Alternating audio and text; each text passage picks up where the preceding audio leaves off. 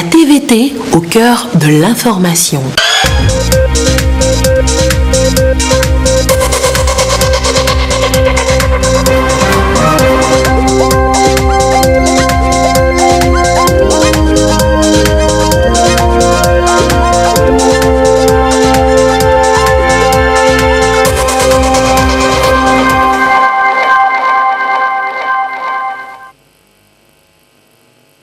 Bonsoir madame, bonsoir monsieur. Voici d'abord les titres de ce journal.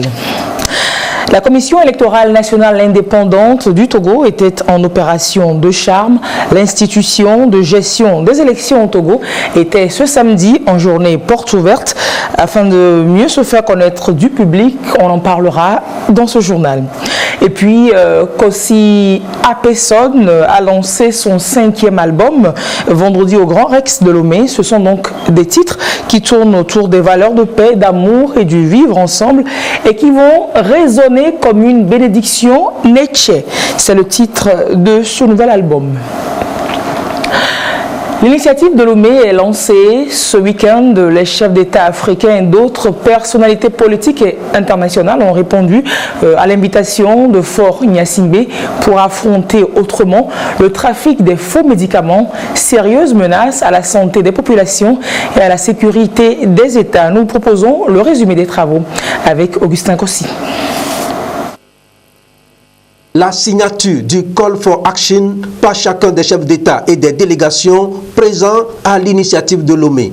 Le premier élan d'une mobilisation internationale pour renforcer et coordonner la lutte contre le trafic de médicaments et autres produits médicaux de qualité inférieure et falsifiés. Le sommet de Lomé a permis la signature d'une déclaration politique et d'un accord cadre avec un calendrier bien défini. Les chefs d'État et les délégations de 7 pays africains ont convenu d'introduire de nouvelles législations visant à criminaliser le commerce des faux médicaments de manière harmonisée. Il est aussi prévu la ratification par les différents États, la Convention Médicrime et la Convention de Palerme sur la criminalité transnationale organisée. Le chef de l'État Faure Esozimna Gnassingbé a fait une revue de la situation et place le trafic de faux médicaments au rang d'un fléau planétaire. Le trafic des produits médicaux falsifiés tue aujourd'hui 1 million de personnes, particulièrement en Afrique. Il y a urgence car ce trafic international, dirigé par des organisations criminelles, se développe de façon exponentielle. Jugez en vous-même. De 75 milliards de dollars US en 2010, le chiffre d'affaires du trafic des produits médicaux falsifiés est évalué aujourd'hui à 200 milliards de dollars. Ça, c'est le chiffre de 2014. Donc, en 4 ans, cela a triplé. Les bénéfices tirés de ce trafic sont supérieurs à ceux de la drogue ou des armes. Je parle du trafic de drogue ou du trafic des armes. À cette rentabilité financière sans équivalent s'ajoute un risque très faible, limité, une quasi-impunité. Parce que ce trafic n'est pas toujours considéré comme un crime, mais plutôt une violation de droits de propriété intellectuelle. Les produits médicaux falsifiés empruntent les mêmes circuits d'approvisionnement que les produits authentiques. Et toutes les techniques, y compris les plus sophistiquées, utilisées par les laboratoires pour sécuriser leur conditionnement, ont été déjouées. L'initiative de Lomé s'inscrit dans la continuité des efforts consentis ces dernières années par la Commission de l'Union africaine, de l'OMS et de la communauté internationale. Les 7 États ont décidé de mettre en place des mécanismes à même d'assurer une application rigoureuse de la nouvelle législation pénale. D'autres États africains sont appelés à se joindre à l'initiative de Lomé, soutenue par la Fondation Brazzaville. Et au chef de l'État Faure Esozimna Gnassingbé de revenir sur l'urgence d'une coopération renforcée entre les États parties. S'il y a urgence à agir en faveur du climat et de l'environnement, nous ne pouvons pas perdre de vue qu'il y a une extrême urgence à sauver des millions de vies menacées par les faux médicaments. Ce danger n'est pas simplement une menace, mais ici nous parlons d'une réalité, d'une triste réalité à laquelle nos peuples sont tout particulièrement confrontés quotidiennement. La particularité de notre initiative est double. Pour la première fois, elle est portée par des États africains et elle repose sur un fondement politique fort. Ce fondement politique servira à l'adoption d'un accord cadre et d'une feuille de route qui seront, après accord des instances gouvernementales des États concernés, signés lors d'une deuxième conférence qui sera tenue dans les mêmes formes que la déclaration politique. Je souhaiterais, pour ma part, que cette deuxième conférence puisse se tenir avant la fin de l'année. Le trafic des médicaments falsifiés représente un enjeu sanitaire mondial et une question sécurité internationale.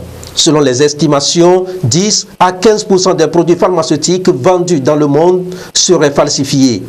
Une manne financière évaluée à 200 milliards de dollars en 2014. En Afrique, le phénomène est préoccupant. Il touche 60% des produits pharmaceutiques dans certaines régions. 120 000 enfants de moins de 5 ans en meurent chaque année. Pour les différents chefs d'État, le fléau doit être combattu à la racine, depuis la fabrication jusqu'au circuit de distribution. Et le président ougandais, en séjour à Lomé depuis vendredi, a quitté notre capitale ce dimanche matin. Yoweri Museveni a répondu à l'invitation de Faure Gnassingbé et a donc pris part aux travaux de ce sommet de chefs d'État sur l'initiative de Lomé contre les faux médicaments. C'est le chef de l'État qui a raccompagné son hôte à l'aéroport international Gnassingbé et Adema. L'ambiance sur les lieux à l'aéroport avec Gérard Lagoudou.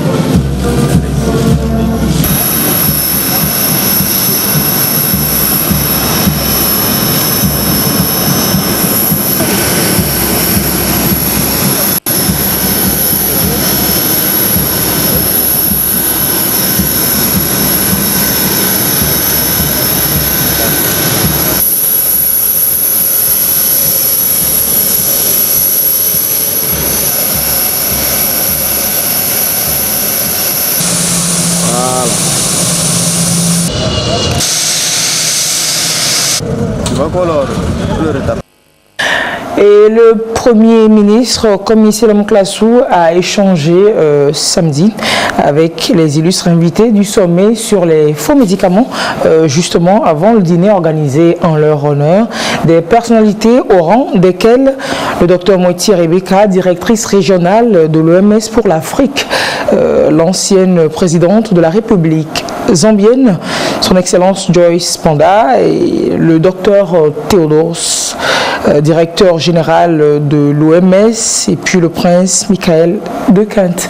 Vous avez donc là les images du dîner, les images de l'audience accordée par le Premier ministre aux personnalités qui étaient arrivées à Lomé dans le cadre de l'initiative de Lomé, un peu avant le dîner auquel ils ont été conviés.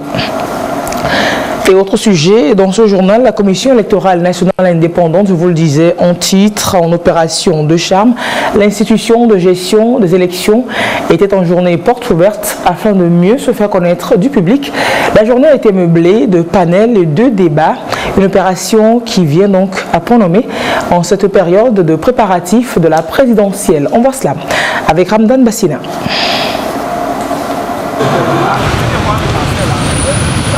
La Commission électorale nationale indépendante, institution de gestion des élections, veut se faire connaître, bien sûr, à travers ces hommes et femmes qui animent la vie de cet organe, ses attributions, ceci pour établir une relation de confiance. Les objectifs de cette journée portes ouvertes sont ainsi définis. À travers l'historique, les enjeux et défis de la CENI, le public a désormais une idée précise de cette institution. Pour nous, c'est une très grande surprise, ce qu'on ne s'attendait pas, surtout pour la population togolaise. Et on pensait que c'était du folklore, mais nous avons vu que c'est une réalité et les discussions sont ouvertes. Le débat a été très ouvert aussi et nous avons vu qu'ils ont pris en compte toutes les considérations et les points de vue des uns et des autres. C'est une très bonne chose et si ça peut de temps en temps se réitérer, ça serait une très bonne chose pour la sensibilisation de la masse populaire. C'est une bonne initiative de la part de la Commission électorale nationale indépendante du Togo. Nous avons retenu beaucoup de choses. On nous a fait l'historique de la CENI, on nous a parlé du fonctionnement de la CENI. C'est une bonne chose. Pour le président de la CENI, l'ouverture des portes de cette institution vient à point nommé à l'heure où le pays s'apprête pour la présidentielle. Et justement à ce sujet, le public a été entretenu aussi sur le rôle et la responsabilité des partis politiques et de la société civile dans le processus électoral.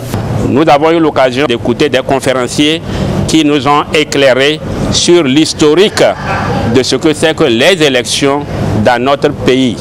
L'historique, l'histoire des élections depuis que le pays, soit avant les indépendances ou surtout depuis les indépendances, ce que le Togo a connu comme évolution en matière électorale. Nous avons également, dans le cadre de cette journée, organisé ce que nous avons appelé des panels et dans le cadre de ces panels, plusieurs thématiques ont été également développées qui ont permis à tous les participants de pouvoir être instruits sur les thèmes qui sont le thème central de la conférence, je vais le rappeler.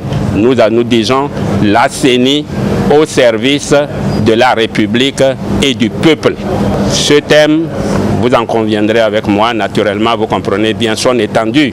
Il s'agit de faire comprendre que la CENI est véritablement au service de la nation dans sa totalité. Nous saisissons également cette occasion pour adresser notre salut fraternel à nos compatriotes qui sont à l'extérieur, qui sont dans les CAI. La CENI se dit toujours ouverte à tous pour toute information sur son rôle, ses attributions et autres informations utiles. Occasion aussi pour le président d'en appeler au sens de responsabilité et d'objectivité à l'ensemble des parties prenantes dans le processus électoral en cours. Et une autre institution qui se rapproche du public, comme d'habitude ces dernières années, c'est le Conseil national des patrons de presse qui a donc transporté l'édition de cette année de ces JPO à Kara. Ces journées ont été également l'occasion pour les acteurs des médias privés de réfléchir sur des préoccupations à eux propres. Lancement de ces journées portes ouvertes du CONAP avec Mr Mouzou. Kara est la deuxième ville de l'intérieur du pays, après Sokodé, a accueilli les journées portes ouvertes de la presse privée qu'organise le Conseil national des patrons de presse. C'est l'université de Kara qui a prêté son cadre à ces journées portes ouvertes. En décidant de délocaliser cette activité, le CONAP donne ainsi l'opportunité aux populations de Kara de mieux connaître la presse privée et aux étudiants de l'université de cette ville qui aspirent à devenir professionnels de médias d'avoir déjà des outils à leur disposition. La première, deuxième, troisième et quatrième édition avait eu lieu uniquement qu'à Lomé. Et quand nous sommes venus à la tête du Conseil national des patrons de presse, nous nous sommes posé la question, est-ce que le Togo se résume qu'à Lomé ? Est-ce qu'il n'y a pas besoin que les autres populations, celles qui sont dans la profondeur de notre pays, elles aussi puissent découvrir ce que nous faisons en tant que journalistes? C'est pour cela que l'année passée, avec la 5e édition, nous avons osé, et Dieu merci, nous avons réussi la première délocalisation des journées portes ouvertes à la région centrale, où nous avons convergé l'ensemble des patrons de presse pour ensemble célébrer cette fête des journalistes. La 6e édition fait partie de ce rêve. Nous avons nos jeunes frères, nous avons nos jeunes sœurs qui ont des envies de s'essayer dans le métier de journalisme. Mais quand on ne connaît pas bien les contours d'un métier, on ne s'y aventure pas. Donc nous voulons permettre à nos sœurs et à nos jeunes frères de l'Université de Kara de nous découvrir, de savoir que le métier de journalisme a un soubassement. Cette année, les journées portes ouvertes de la presse togolaise ont pour thème « Médias, facteurs de paix et de cohésion sociale ». Ce thème a été retenu eu égard à l'actualité dominée par l'élection présidentielle du 22 février prochain. Nous savons le rôle important que la presse joue pour pacifier tout pays, surtout dans un continent comme l'Afrique que vous connaissez, où les élections, quand elles sont maltraitées par la presse, sont toujours source de conflits, source de difficultés. Donc, nous voulons nous rappeler les béabas de la couverture médiatique d'une élection. Ça nous permet de nous aguerrir et de bien faire notre travail. En dehors des principes qui gouvernent la couverture médiatique d'une élection, les professionnels des médias qui participent à ces journées portes ouvertes vont parcourir avec les juristes le nouveau code de la presse afin de mieux se l'approprier. Et la sensibilisation sur l'exercice des libertés publiques en période électorale menée par la Commission nationale des droits de l'homme était à Dapaon. C'est la présidente de la CNDH en personne qui a présidé la rencontre à Dapaon. Reportage Chaznam Baga. En plus, nous aurons les débats. La Commission nationale des droits de l'homme, CNDH, met en branle ici à Dapaon sa campagne de sensibilisation sur l'exercice des libertés publiques en période électorale. La démarche répond à l'engagement de cette haute institution de promotion et de défense des droits de l'homme qui a pris sur elle depuis 2007 de prévenir les conflits dans cette période sensible au Togo. Pour ce faire, elle procède par le monitoring des droits de l'homme en se plaçant sur le terrain comme un système d'alerte en vue de signaler immédiatement à la CENI et à ses démembrements toute anomalie ou tout dysfonctionnement susceptible de créer une atmosphère de protestation et de violence. Le but est de veiller à ce que le processus électoral se déroule dans la régularité pour prévenir les conflits électoraux qui engendrent souvent des violences des droits de l'homme. L'ensemble du système repose sur cette campagne de sensibilisation et d'information des différents acteurs impliqués dans le processus électoral. Il s'agit d'amener chacun de ces acteurs à connaître et à jouer pleinement son rôle dans le strict respect des dispositions du code électoral pour des élections libres, transparentes et apaisées. Nous saluons l'initiative de la CNDH qui, au cours de cette sensibilisation, nous a rappelé les droits et devoirs du citoyen au cours des élections. Au moment des élections, nous avons le droit d'aller voter, mais il y a des règles. Tout citoyen en âge de voter, c'est-à-dire qu'il y a 18 ans qui peut avoir droit au vote et peut aller librement voter. Au cours du scrutin, les candidats ont le droit d'avoir leurs représentants dans les bureaux de vote et ces représentants ont le droit de faire des observations au moment du dépouillement. En signant, ils font leurs observations. Et le scrutin peut être public, mais le public n'a pas le droit de crier sur ceux qui sont dans la salle et qui font le dépouillement par rapport à leurs observations. Nous avons aussi retenu qu'au cours de la campagne, on ne doit pas faire des manifestations sur la voie publique pour bloquer la circulation ou bien pour empêcher les autres de vaquer librement à leurs occupations. Dans l'exposé de la présidente de la CNDH, vraiment, elle a dit beaucoup de choses qui nous a émerveillés dans le sens de la préservation de la paix. Il faut que nous soyons des citoyens responsables. En cas de contestation, ça se fait dans le respect des lois en vigueur. Le secrétaire général de la préfecture de Thone a salué la tenue de ces assises qui vont situer chaque acteur sur ses responsabilités dans le déroulé du scrutin présidentiel du 22 février 2020 afin que le processus électoral se déroule dans un climat apaisé. Il a insisté sur la nécessité de préserver avant, pendant et après le vote la paix et la sécurité au Togo. Le même exercice est prévu sur toute l'étendue du territoire national avec l'espoir pour la CNDH de faire plus et mieux qu'aux dernières élections. Page agriculture de ce journal, Kara abrite les 21 et 22 janvier prochains le forum des jeunes agripreneurs Ce sont des entrepreneurs agricoles, notamment dans les filières avicoles, piscicoles et apicoles. Et ce sera un espace d'échange et de formation offert aux jeunes et aux femmes qui souhaitent évoluer dans l'entrepreneuriat agricole. Plus de détails avec Clarisse Aticle qui était à la conférence de presse d'information. L'agropole pilote de Kara lance le processus de sélection des agripreneurs qui sont des jeunes et des femmes ayant la volonté d'entreprendre dans le secteur agricole.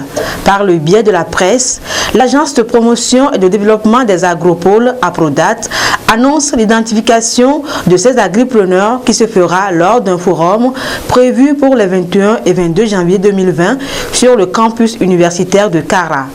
2 jours donc pour les jeunes et femmes diplômés sans emploi ou actifs d'exprimer leur désir d'évoluer dans le secteur agricole, notamment dans les filières avicoles, piscicoles et apicoles. L'objectif de ce forum, qui rentre dans le cadre de la promotion de l'agropole de la Kara, c'est de créer au final 100 entreprises orientées vers l'aviculture, la pisciculture et l'apiculture pour l'agroparc de Kara. Au final, nous aurons 300 entrepreneurs industriels pour la zone de la Kara.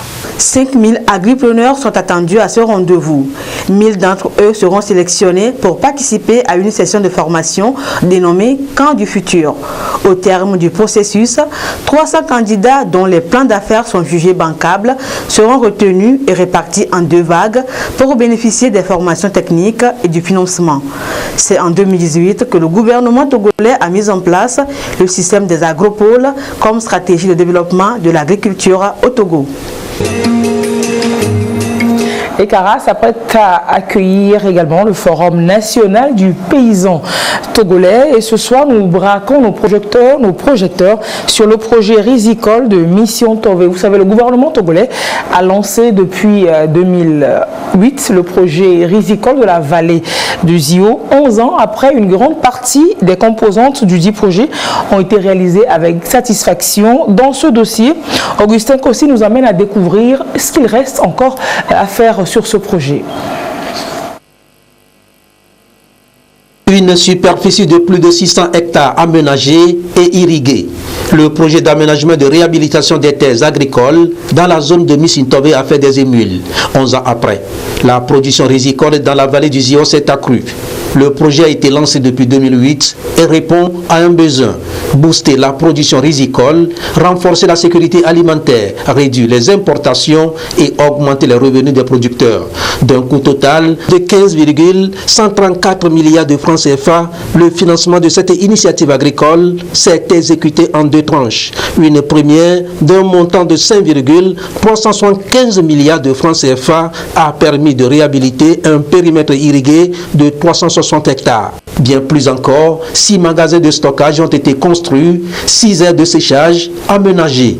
C'est un projet intégré qui a favorisé également la mise en place d'une mini-addition d'eau potable et de réaliser 10,5 km de pistes de désenclavement. On compte aussi la fourniture de nombreux équipements agricoles. La deuxième tranche, dite additionnelle, est de 9,759 milliards de francs CFA.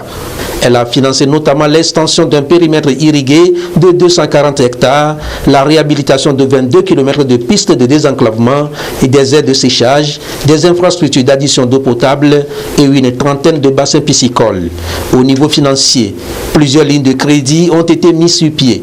147 millions de francs CFA à la FUSEC Togo au profit des producteurs de la zone et 115 millions de francs CFA pour les activités génératrices de revenus. Avec MIFA, les producteurs ont été organisés en coopérative. Pour cette année 2020, le projet s'aligne sur les objectifs du plan national de développement PND 2018-2022. En perspective, la construction d'un pont et d'un canal entre Kovié et Ziorounou et aussi une unité de transformation de riz. L'ambition du projet est de produire 5500 tonnes de riz paddy par an. La production annuelle du Togo étant de 145 000 tonnes en 2018, à l'heure où le MIFA allie la brasserie de Lomé et les producteurs pour la promotion de la filière du riz, l'espoir est permis pour une nouvelle hausse de la production du riz au Togo en 2020. Et voilà qui est fait. L'assurance maladie aux 500 premiers étudiants de l'Université de Lomé est effective, comme promis juste le 20 décembre dernier.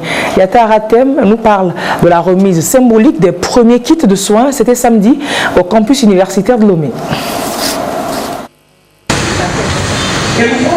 Des kits INAM pour ces étudiants. Ils pourront désormais se faire soigner dans les centres médicaux publics.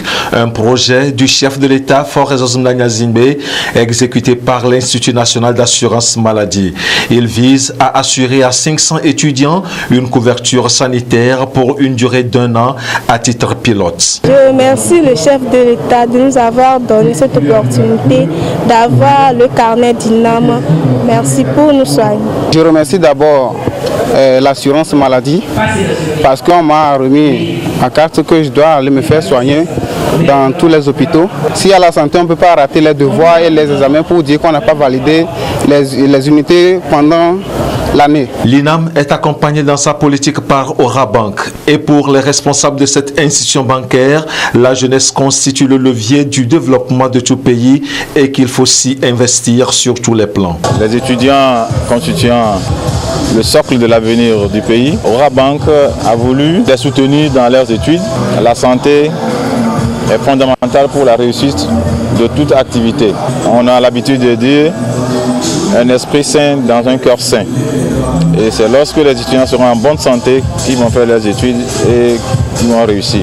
Plusieurs critères ont milité en faveur de ces étudiants et pour l'INAM, l'impact sur la jeunesse est certain. Les critères, c'est les résultats. D'abord, la performance des étudiants et puis leurs conditions sociales. Et on s'est tourné beaucoup plus vers les étudiants vulnérables. L'assurance maladie des étudiants, la seule différence avec les fonctionnaires, c'est qu'ils n'ont pas accès pour le moment aux hôpitaux ou bien aux centres de soins privés. Pour le moment, ils vont se limiter au niveau des centres publics. Mais ils peuvent aller dans les pharmacies. À part ça, tout le panier, c'est la même chose. Avec les étudiants. L'Université de Lomé s'est sentie honorée par cette remise de kits. Elle a remercié l'INAM et ses partenaires pour ce programme. Peu avant la remise, les bénéficiaires et l'INAM ont procédé à une activité de jogging. Comme quoi, la santé, c'est aussi un exercice sportif régulier. L'activité sportive est d'ailleurs recommandée pour tous. L'Office togolais des recettes a expliqué vendredi aux médias les nouvelles mesures fiscales contenues dans la loi de finances rectificative 2019 et la loi de finances gestion 2020. Différents avantages prévus par ces deux lois en phase avec le PND ont été expliqués à la presse relais vers l'opinion. On voit cela avec Ferdinand Diassoa. Pour stimuler l'émergence du secteur privé togolais, une kyrielle d'avantages et innovations sont introduites dans la loi de finances rectificative 2019 et la loi de finances gestion 2020.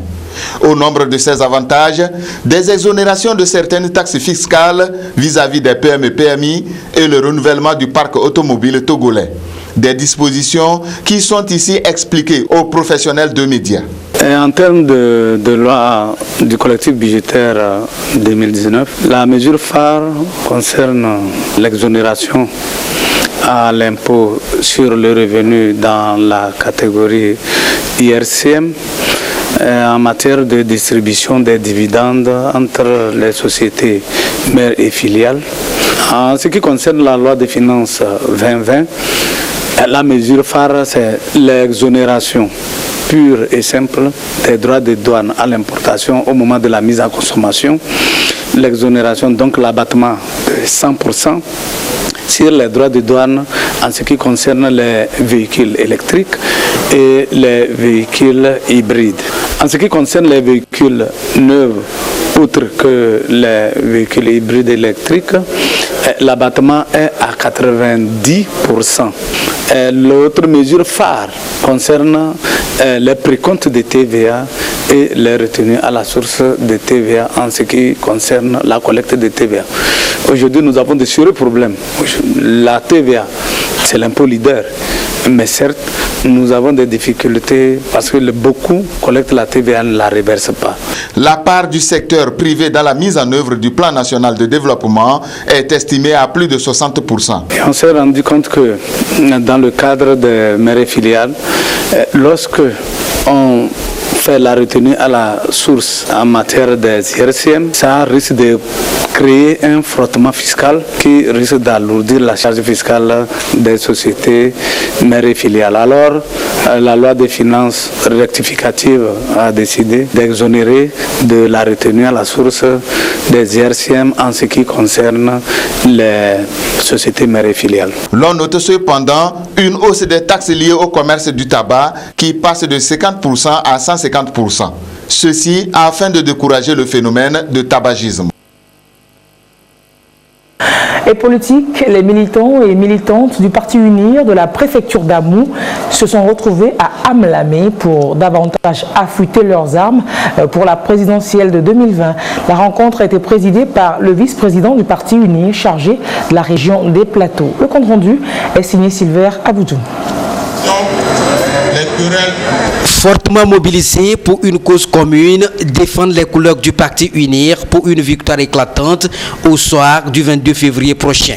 Les militants et militantes du Parti UNIR de la préfecture d'Amou, au devant desquels les cadres du parti s'unissent à travers cette mobilisation pour consolider les acquis en vue d'appeler chaque militant à jouer sa partition et à travailler chacun de son côté pour davantage soutenir le président du parti qui a accepté porter l'étendard du Parti UNIR à la présidentielle de 2020. Nous sommes venus leur rappeler ce relais à prendre, c'est-à-dire toute l'organisation qu'ils doivent mettre en œuvre, chacun à son niveau, pour apporter un score massif et sans appel au premier tour des élections présidentielles de 2020. Selon les cadres du Parti UNIR de la préfecture d'Amou, les militants doivent cultiver l'esprit d'humilité et de simplicité, des valeurs cardinales pour l'atteinte de la vision du parti en ces périodes des grands enjeux électoraux. Le président du parti, président de la République, nous a toujours recommandé cette humilité-là. C'est ça qui préside à tout. Et nous avons compris que toutes les populations sont dans un accord parfait avec cette exigence d'humilité. Et je crois que ça va donner un signe particulier à ces élections qui auront lieu le 22 février prochain. Parmi les cadres du parti, l'ancien Premier ministre Komla Mali, il a quant à lui demandé aux militants de resserrer les liens pour davantage adopter des comportements responsables pour la promotion de la paix et la cohésion sociale, ceci dans la dynamique de bien accompagner la politique du chef de l'État qui a impulsé le développement économique et social des œuvres dont les populations d'Amou témoignent être des vrais bénéficiaires. Monsieur le vice-président, et à Lomé, la présidente du mouvement des femmes UNIR était samedi à Baguida et à Amoutivé. Elle s'est entretenue avec les différents acteurs sur leur rôle lors des échéances électorales prochaines. Abeli Yassingbe nous en parle.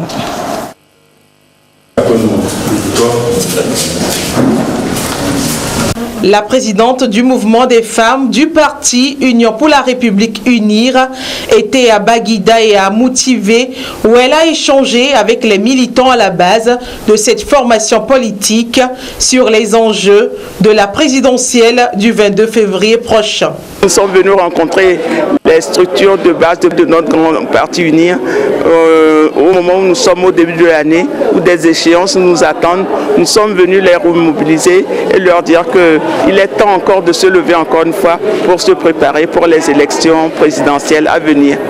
Le président Faure est un président qui a toujours prôné la paix. Et vous avez vu, les femmes ont toujours eu ce message-là à la bouche. Et chaque fois que nous sortons, c'est un message que nous propageons. La paix est très importante et sans la paix, il n'y a pas de développement. Donc nous encourageons tous les jours les femmes et les hommes de notre pays, notamment de notre grand parti, à cultiver la paix. Paix, non-violence en période électorale, c'est le mot d'ordre au cours de ces rencontres. Une occasion pour Raymond Kailosson de présenter ses vœux à toutes les militantes et sympathisantes du parti UNIR et les remercier pour leur contribution à l'enracinement des valeurs démocratiques au Togo.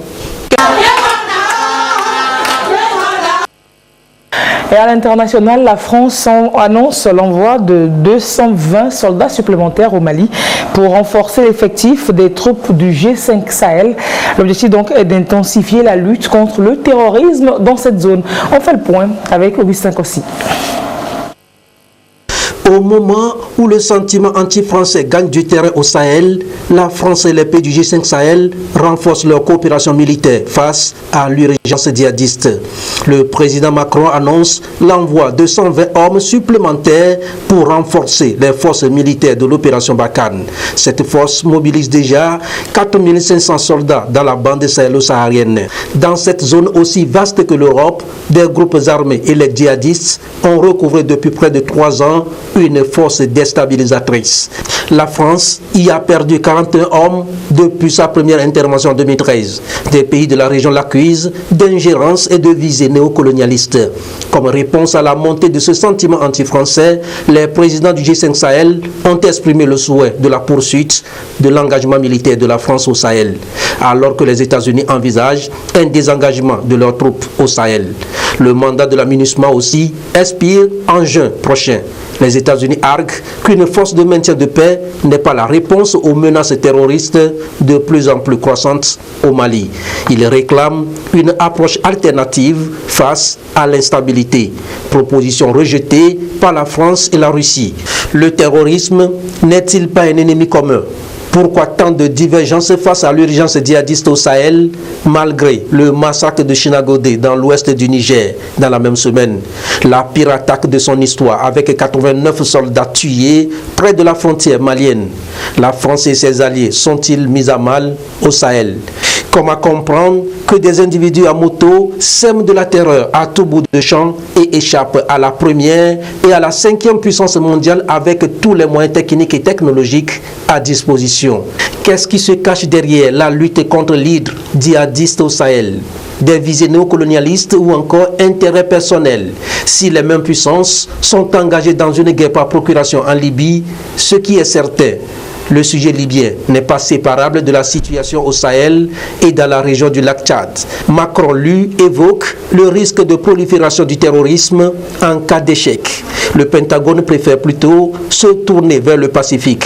En tout cas, le président français et les pays du G5 Sahel conviennent d'une coalition pour le Sahel. Un nouveau cadre politique et stratégique pour coordonner les actions dans la zone dite des 3 frontières, le Niger, le Mali et le Burkina Faso. Un axe central devenu en quelques années la principale zone d'insécurité au Sahel. Jour et nuit, par dizaines, soldats et civils périssent dans des attaques djihadistes et terroristes. Entre rejet et optimisme, les puissances étrangères devront montrer leur détermination commune au Sahel face à un ennemi qui les divise. Et je vous disais qu'aussi Apesson a lancé son 5e album vendredi dernier au Grand Rex de Lomé. Les titres tournent autour des valeurs de paix, d'amour, de vivre ensemble et qui vont résonner comme une bénédiction. Neche, c'est le titre de l'album en français, qu'il en soit ainsi. Nous vous proposerons donc le reportage sur ce lancement d'album de l'artiste togolais Apesson dans nos prochaines éditions. Ce soir à 22h30, vous aurez rendez-vous avec Yaka Aratem pour la dernière édition du journal de ce jour. Merci d'avoir été avec nous. Restez sur la TVT pour la suite de ces programmes. Au revoir et à très bientôt.